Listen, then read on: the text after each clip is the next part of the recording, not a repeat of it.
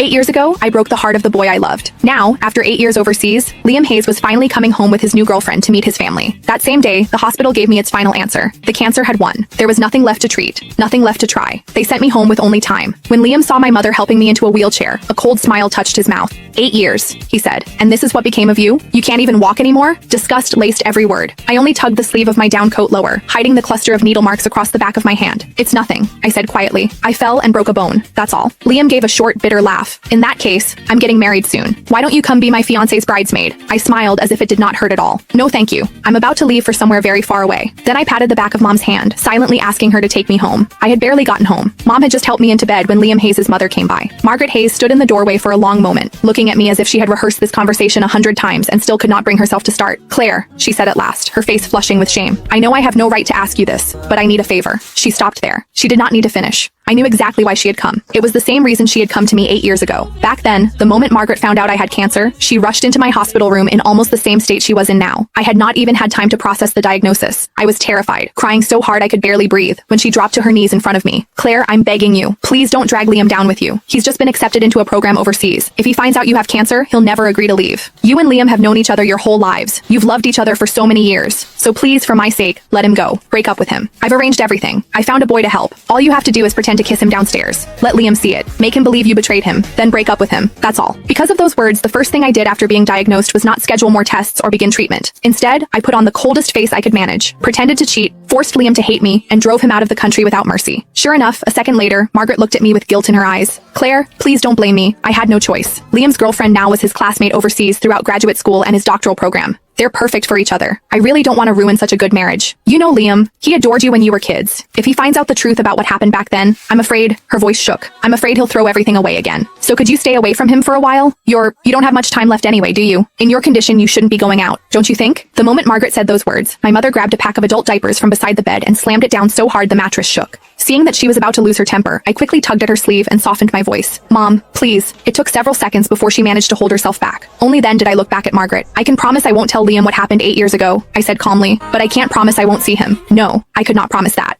Because during all 8 years of surgeries, chemo, and hospital ceilings, there had never been a day when I stopped missing Liam. Chapter 2. When chemotherapy became too much to bear, I would clutch the old photo of Liam and me until my fingers cramped. Some nights, that picture was the only thing that kept me from giving up. I went through more surgeries than I could count. Some minor, some so dangerous, Mom signed the consent forms with shaking hands. More than once, I was rushed into the ICU and almost did not wake up again. Every time, Mom stood beside my bed and shouted herself hoarse. Claire,